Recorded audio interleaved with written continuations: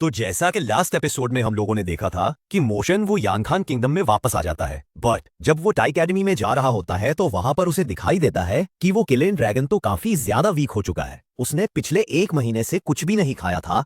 जिसके बाद वो मोशन का पीछा करता है और मोशन से कहता है कि अगर तुम मुझे अपने साथ रख लो तो मैं तुम्हारी खातिर कुछ भी करूंगा। आहिस्ता आहिस्ता नॉर्मल होना शुरू अबीती हो जाता है और हमने देखा था कि मास्टर लीन नवान वो मोशन को मारने के लिए उसके पीछे से आकर हमला करता है, मगर वहां पर बाशियन जी भी आ गया था और वो गोली नवान को काफी बुरी तरह से पछाड़ देता है। जिसके बाद वो उसे मना करता है कि वो आइंदा कभी भी मोशन का पीछा ना करे। मगर हमें दिखाया गया था कि मोशे जब अपने प्रिंस रेजिडेंस में जाता है तो वहां पर इंपीरियल मास्टर खड़ा हुआ होता है और उसे पता चल गया था कि मोशन हेवनली कल्ट सेक्ट का नया मास्टर है। मगर मोशन उसे कहता है कि मैं आप लोगों के लिए कोई खतरा नहीं, अगर आपने मुझे मार दिया तो फिर मेरा हेवनली कल्ट सेक्ट वो आप लोगों से गद्दारी जरूर करेगा और मुझे नहीं लगता कि मेरी जिंदगी आप लोगों के लिए इतनी ज्यादा वैल्यूएबल होगी जितना कि मेरा सेक्ट वैल्यूएबल है। इसीलिए मैं ये बात जानता हूँ, आप मुझे नहीं मारोगे, ना ही मुझे घबराने की कोई जरूरत है। मगर हमें दिखाया जाता है कि वो किलियन ड्रैगन एक जगह छुपा हुआ होता है।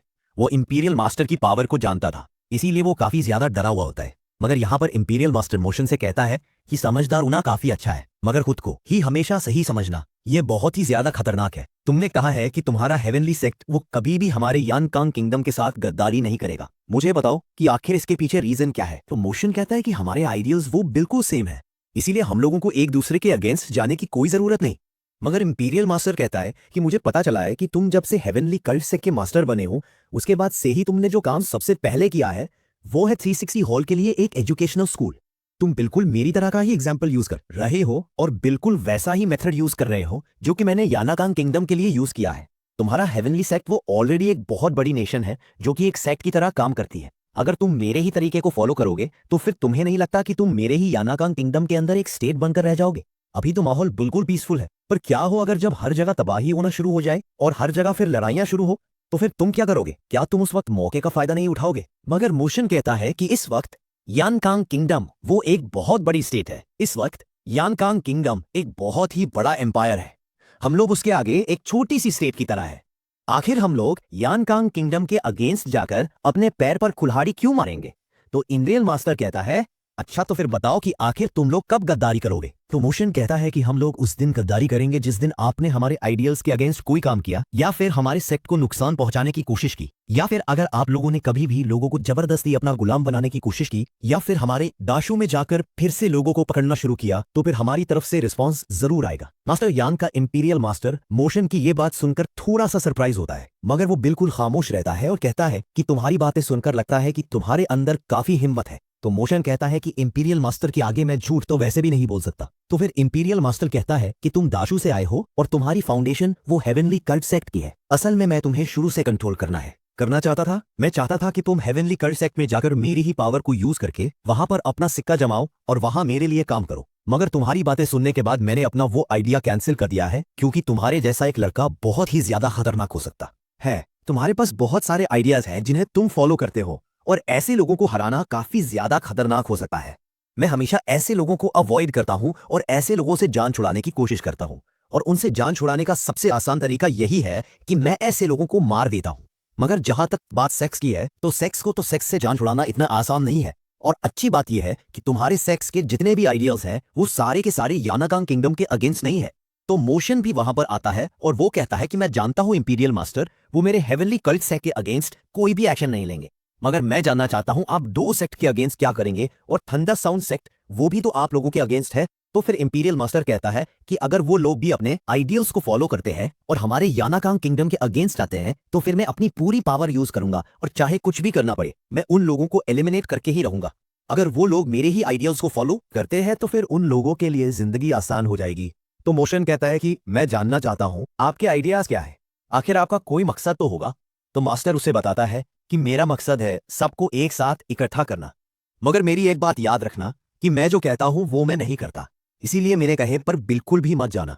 मोशन कहता है कि हम लोग यानाकांग किंगडम की हेल्प करने के लिए तैयार है और जितने भी गद्दार हैं उन लोगों को सबक सिखाने के लिए भी आपका साथ देंगे। मगर इस बात की क्या गारंटी है कि सब कुछ नॉर्मल होने के बाद इंपीरियल मास्टर हमारे हेवनली सेक्स पर हमला नहीं करेगा? तो मास्टर कहता है कि नहीं, ऐसा नहीं होगा, पर मुझे इसके लिए सुपरविजन चाहिए, क्योंकि तुम्हारा हेवनली कल्ट सेक्स वो मेरे लिए एक बहुत ही बड़ा सरदर्द है और मुझे हमेशा ऐसा फील होता है कि जैसे मेरे सर पर कोई तलवार लटक रही है। मैं बहुत ही ज्यादा ताकतवर हूँ, इसीलिए मैं कोई गलती नहीं कर सकता। अगर मुझसे कोई गलती हो गई तो फिर मुझे रोकने वाला कौन होगा? मुझे हमेशा कोई ऐसा शख्स चाहिए जो कि मुझे गलत रास्ते पर जाने से रोक ले, या फिर मुझे गलत रास्ते पर जाते हुए मार दे। वो जाते हुए मोशन से कहता है कि अगर मैं तुम्हारे आइडियल्स के अगेंस्ट कोई एक्शन लूं तो फिर मैं तुम्हारा वेट करूंगा कि तुम मुझे कब मारोगे। इतने में हमें वहां पर जनरल किंग को भी दिखाया जाता है। वो मोशन को देखकर काफी सरप्राइज होता है और कहता है कि अच्छा, तो हेवनली कल्ट सेक्ट का नया मास्टर ये लड़का है। तो इंपीरियल मास्टर वो जनरल किन से कहता है कि ये लड़का काफी समझदार है, मगर ये बिल्कुल मेरे ही जैसा है, जिसकी वजह से मुझे हमेशा इसके सामने काफी अनकंफर्टेबल फील होता है। मुझे हमेशा आईना देखने से नफरत होती है क्योंकि वो हमेशा हमें हमारा ही अक्स दिखाता है। मुझे ऐसा फील होता है कि जैसे मैं अभी भी परफेक्ट नहीं हूं, जैसे कि मेरे आइडियल्स हैं। तो जनरल किन कहता है कि आप क्यों ना अभी मौके का फायदा उठाकर इस लड़के को यहीं पे ही निपटा दें, ताकि आगे चलकर ये हमारे लिए कोई मुसीबत ना खड़ी करे। मगर इंपीरियल मास्टर उसे कहता है कि ये लड़का बिल्कुल मेरे जैसा है। इसका मतलब ये है कि ये मुझे हमेशा मोटिवेट करने के लिए हेल्प करेगा। मैं हमेशा से अपने आप को इसके लिए चौकन्ना रखूंगा, क्योंकि ये मेरे ऊपर लटकती हुई एक स्वॉर्ड है जो कि मुझे हमेशा सही रास्ते पर चलने पर मजबूर करेगी। और दूसरी तरफ हमें मोशन को दिखाया जाता है। वो कहता है कि इंपीरियल मास्टर वो काफी डीप माइंडेड है, मगर वो जो चाहता है मैं उसके लिए उसकी हेल्प कर सकता हूँ। वो चाहता है कि मैं उसके सर पर लटकती हुई एक स्वॉर्ड बन जाऊं, ताकि वह कभी भी गलत रास्ते पर ना जाए। ये कहने के बाद वो सोचना शुरू करता है और कहता है कि हेवनली किंग ने कहा था कि हमारे सेक्ट में top tier body cultivation methods मौजूद हैं। अगर मैं उन मेथड्स को सीख जाता हूं तो मैं और भी ज्यादा इंप्रूव कर जाऊंगा और मेरी ओवरलोड बॉडी वो पहले के मुकाबले में ज्यादा स्ट्रांग बन जाएगी और मेरे लेफ्ट शोल्डर में मौजूद वीकनेस भी बिल्कुल ठीक हो जाएगी। इतना कहने के बाद वो दोबारा से अपनी वही बॉडी कल्टीवेशन शुरू करता है और हमें दिखाया जाता है कि वो एक छत के ऊपर से भाग रहा होता है और जैसे ही अपने शोल्डर को यूज करता है तो हमें दिखाया जाता है कि उसके शोल्डर में मौजूद जो भी छोटी मोटी वीकनेसेस होती हैं वो दोबारा से ठीक हो जाती हैं और मोशन की स्पीड काफी ज्यादा बढ़ जाती है और वो क्योंशाहू के बिल्कुल पास से होते हुए हवा की झोंके की तरह निकल जाता है। जिस पर क्योंशाहू कहता है कि ब्रदर, तुम्हें क्या हुआ है? तुम काफी कमजोर लग रहे हो। कहीं ऐसा तो नहीं है कि उस व्हाइट फॉक्स ने तुम्हारी सारी एनर्जी ही अब्सॉर्ब कर ली हो? इतना कहने के बाद उसके सर पर ही आकर बैठ जाती है और कहती है कि मैंने अभी तक ऐसा कुछ भी नहीं किया।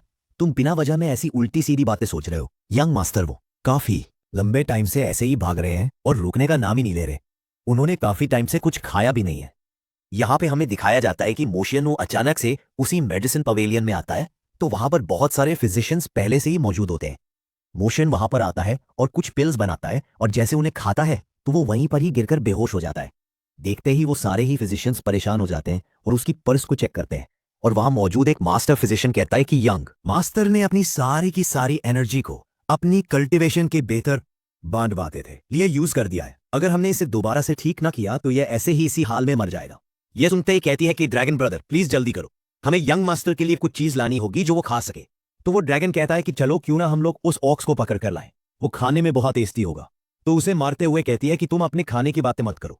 यह कहने के साथ वो लोग फौरन से वहां से बाहर निकल जाते हैं और हमें दिखाया जाता है कि वो लोग ड्रैगन रिवर में से एक ड्रैगन फिश को पकड़कर लेकर आते हैं। मगर वहां पे मौजूद छोटे बच्चे वो उन लोगों को मना करते हैं कि यहाँ से मछली पकड़ना अलाउड नहीं है। मगर वो लोग उन लोगों की कोई बात नहीं मानते और वो मछली लेकर वहां से चले जाते। और हमें दिखाया जाता है कि वो लोग जब एक दरख्त के पास से गुजर रहे होते हैं तो कहती है कि ये लकड़ी फायरवुड के लिए बिल्कुल परफेक्ट है। ये कहने के साथ वो लोग उस दरख्त को भी काटकर अपने साथ ले जाते हैं। ये देखकर वहां मौजूद जितने भी डिसाइपल्स होते हैं वो सारे के सारे चौंक गए थे कि यह दर्रे एपरर ने खुद अपने हाथों से उगाया था। यह यहाँ के स्कॉलर रेजिडेंशियल परर की शान था, जो कि हमेशा प्रिंस रेजिडेंस के जितने भी स्कॉलर्स थे उन्हें इंकरेज करता था और वो लोग यहाँ पर दिल लगाकर पढ़ते थे। वो लोग कह रहे होते हैं कि ब्रदर मोशन इस मर्तबा बहुत बड़ी मुसीबत में फंसने वाला है। हमें वहां पर सी यून शान को भी दिखाया जाता है। वो ये सब कुछ देखती है तो वो कहती है कि ये लड़का जहां भी जाता है हर जगह तबाही मचा देता है। जैसे ही वो 7 प्रिंसेस के पास से गुजरती है तो 7 प्रिंसेस उसे वहां पर देखकर काफी सरप्राइज होती है। ऐसा लग रहा था कि जैसे वो उसे पहचानती हो। मगर दूसरी तरफ हमें मास्टर लीनवान को दिखाया जाता है। वो कहता है कि मोशन अब मरने के लिए तैयार हो जाओ। ये कहने के साथ ही वो एपरर को उसकी शिकायत करने के लिए चला जाता है और प्रिंसेस मोशन को बचाने के लिए कुछ सोचना शुरू करती है। और दूसरी तरफ हमें दिखाया जाता है कि उस ड्रैगन रिवर की फिश को खाने के बाद मोशन बिल्कुल ठीक हो जाता है। मगर इतने में वहां पर क्यूकी भी आ जाता है और वो कहता है कि ब्रदर, तुम बहुत बड़ी मुसीबत में फंस गए हो, क्योंकि जुडिशियल रिव्यूअर वो यहाँ पर आने वाले हैं। तुम यहाँ पर एक बहुत बड़ी मुसीबत में फंसने वाले हो।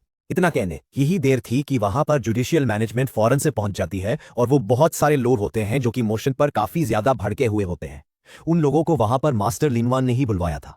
वो लोग आते ही कहते हैं कि इसको और इस किलन ड्रैगन को फौरन से पकड़ो और इन लोगों को जुडिशियल कोर्ट में पेश करो। मगर मोशन उन लोगों को रोकता है, जिसके बाद वो लोग मोशन से कहते हैं कि हमें एपरर ने खुद से ऑर्डर दिया है, उन्होंने आपको भी बुलवाया है ताकि वो आपसे कुछ जरूरी बात कर सके। ये बात सुनकर वो मोटा तो बिल्कुल हक्का बक्का हो जाता है और कहता है कि द तेरी कि हम सब मारे जाएंगे। वो लोग मास्टर तक, वो लोग एम्परर तक फौरन से हमारा मैसेज पहुंचा चुके हैं। शायद किसी ने इंपीरियल मास्टर को भी यह कंप्लेन जाकर दे दी होगी। मगर मोशन कोई भी सवाल नहीं करता और वो उन लोगों की बात मानकर उन लोगों के साथ चला जाता है। अगले सीन में हमें मास्टर लीवान की आवाज सुनाई देती है। वो एम्परर के सामने बैठा हुआ होता है और कहता है कि ड्रैगन लेक में जितनी भी मछलियां हैं वो सारी की सारी 9 हेवन ड्रैग्स का एसेंस अब्सॉर्ब करती है। और फिश किंग वो तो हमारी इंपीरियल एकेडमी की शान है। मगर जहां तक बात इस लड़के की है, इसने प्राइवेटली उस मछली को छुप कर खाया है और ये हमारी इंपीरियल एकेडमी की बहुत बड़ी तौहीन है। और सुनने में यह भी आया है कि इन लोगों ने ड्रैगन लेक के पास मौजूद लोगों को मारा भी है जो कि उस लेक को गार्ड किया करते थे। और दूसरी तरफ उन लोगों ने उस दरख्त को भी काट दिया है जिसे आपने अपने हाथों से उगाया था। मुझे लगता है कि इस लड़के ने बहुत ही बड़ा जुर्म किया है, इसलिए इसे इसके किए की सजा मिलनी चाहिए। और उम्मीद करता हूं कि ये लड़का कोई झूठ नहीं बोलेगा, ना ही कोई बात छुपाएगा। मगर एम्परर मोशन से कहता है कि तुम अपनी सफाई में क्या कहना चाहते हो? तो मोशन कहता है कि मैं यहां से बिलोंग नहीं करता, मैं बाहर से आया हूं, इसीलिए मुझे यहाँ के रूल्स के बारे में सही तरह से मालूम नहीं है। मगर मैंने यांगकांग किंगडम के रूल्स को तोड़ दिया है, तो मैं इसके लिए बहुत ज्यादा शर्मिंदा हूं और मैं इसके लिए सजा भुगतने को भी तैयार हूं। प्लीज आप जो भी सजा देना चाहते हैं दे दीजिए। तो एम्परर कहता है कि भले ही मैं तुम्हें काफी ज्यादा पसंद करता हूं, तुम बाकी लोगों से बिल्कुल डिफरेंट हो, मगर ईच कानून सब लोगों के लिए बराबर होगा। वो मास्टर लीनवान से कहता है कि बताओ कि कानून के हिसाब से मुझे इसे क्या सजा देनी चाहिए। तो मास्टर लीनवान कहता है कि कानून के हिसाब से इसे मौत की सजा सुनानी चाहिए और साथ में इसके साथ जो लोग शामिल थे उन्हें भी मौत की सजा देनी चाहिए। ये कहने की ही देर थी कि अचानक हमें वहां पर क्वीन मदर की आवाज सुनाई देती है। वो कहती है कि हाँ, तुम लोगों ने बिल्कुल सही कहा, इस फिजिशियन को मार देना चाहिए। मोशन को बचाने के लिए 7th प्रिंसेस क्वीन मदर को वहां पर लेकर आई थी, जिसे देखकर एम्परर उसके आगे खड़ा हो जाता है और उससे कहता है कि मदर आप यहाँ पे क्यों आई हैं? तो क्वीन मदर आकर कहती है कि अगर आज हमने इस डिवाइन फिजिशियन को ना मारा तो फिर दुनिया को कैसे पता चलेगा कि हमारी नजर में लोगों की ज्यादा वैल्यू है या फिर मछली और दरख्त की ज्यादा वैल्यू है। आखिर दुनिया को भी तो पता चलना चाहिए कि हमारे लिए ह्यूमंस की कोई भी वैल्यू नहीं। ये बात सुनकर एम्परर बिल्कुल हैरान हो जाता है। उसे समझ में आ जाता है कि वो क्या गलती कर रहा था और क्वीन मदर कहती है कि इस लड़के को मारने के बाद पूरी दुनिया में ये बात फैल जाएगी। दुनिया को आप कैसे पहचान सकते हैं कि यानाकांग किंगडम वो बस दिखावे का यानाकांग किंगडम है, वहां पर ह्यूमंस की कोई भी वैल्यू नहीं। और यानाकांग किंगडम में किसी डिवाइन फिजिशियन को एक मछली और एक दरख्त के बदले में मारा जा सकता है। और फिजिशियन भी कोई ऐसा वैसा फिजिशियन नहीं, इस फिजिशियन के जिसके पास एक ओवरलोड बॉडी है। ये बात सुनने के बाद एम्परर गुस्से में मास्टर लीनवान को डांटते हुए कहता है कि तुम्हें अंदाजा भी है कि तुम मुझसे क्या काम करवाने वाले थे? तुम्हारी वजह से मुझे कितनी शर्मिंदगी का सामना करना पड़ा है। मास्टर लीनवान तो कांपने लगता है और उसके आगे गिड़गिड़ाते हुए कहता है कि माय लॉर्ड प्लीज मुझे माफ कर दीजिए। मगर एम्परर कहता है कि तुम तो पहले बाशियन जी से बहुत ही बुरी तरह से पिटकार आए हो और उसके बाद तुम मुझे उसके ही डिसाइपल के अगेंस्ट भड़काने की कोशिश कर रहे हो।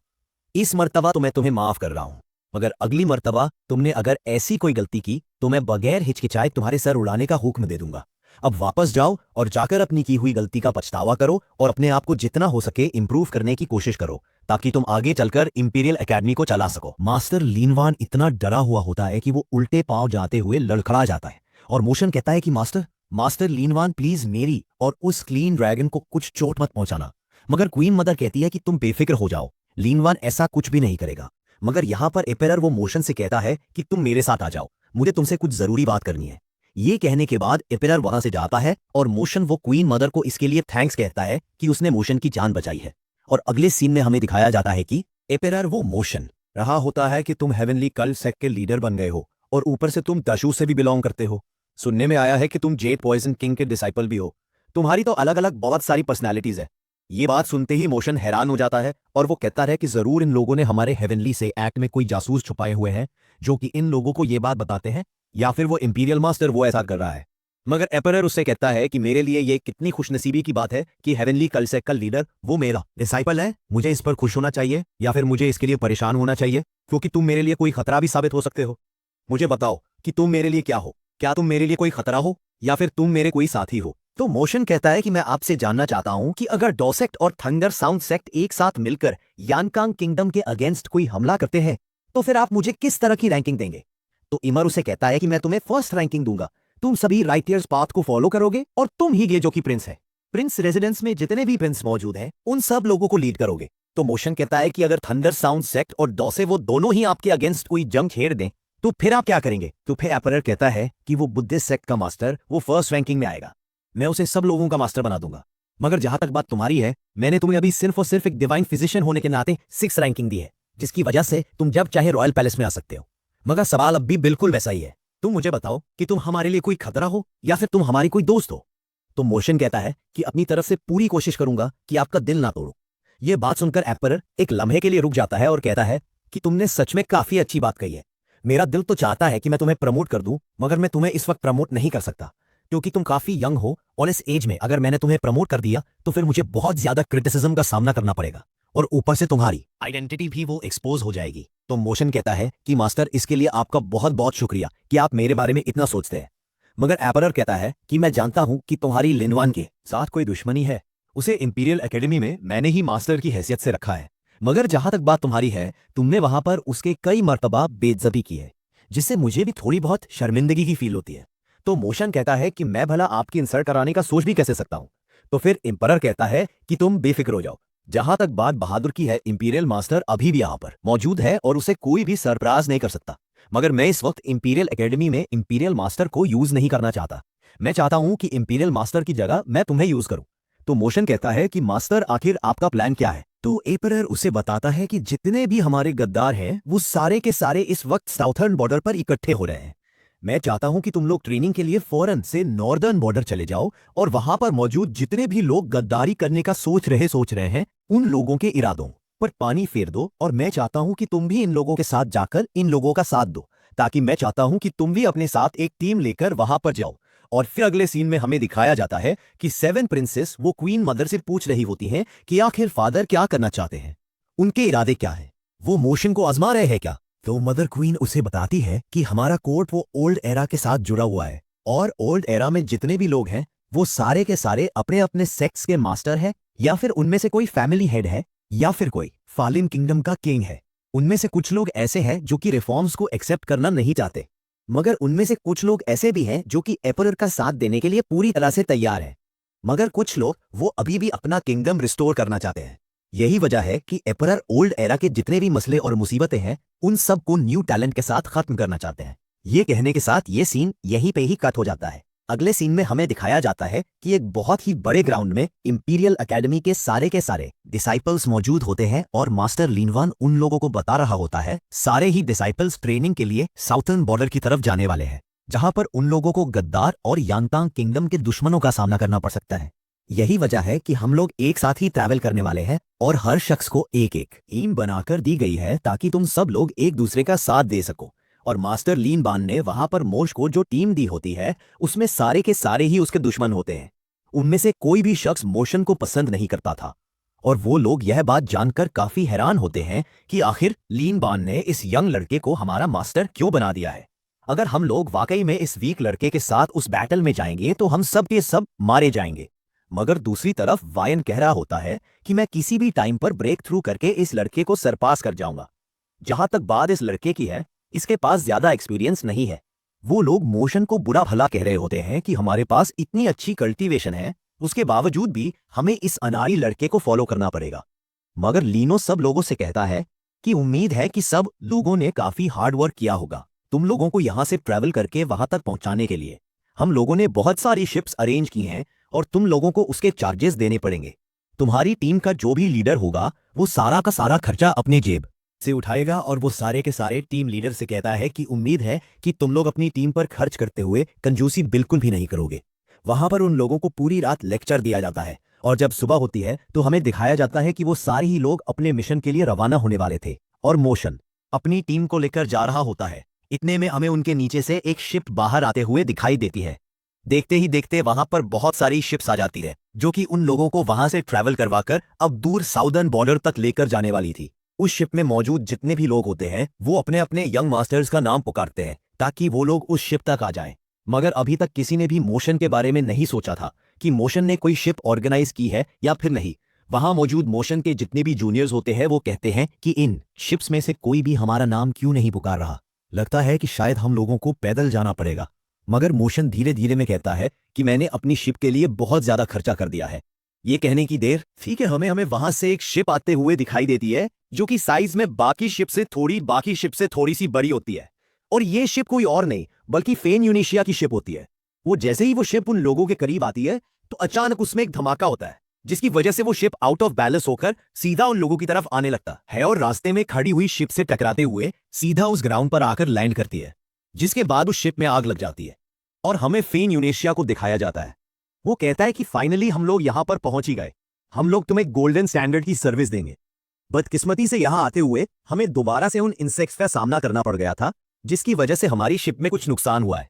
यह देखकर वहां पे मौजूद सारे ही डिसाइपल्स डर जाते हैं कि वो लोग इस शिप पर जाने वाले हैं जो कि पहले से ही टूटी फूटी हुई है। वो आपस में ही कहने लगते हैं कि कहीं ऐसा ना हो कि बीच रास्ते में ही ये शिप कहीं फट जाए। मगर फेन यूनेशिया कहता है कि बेफिक्र हो जाओ, ऐसा कुछ भी नहीं होगा।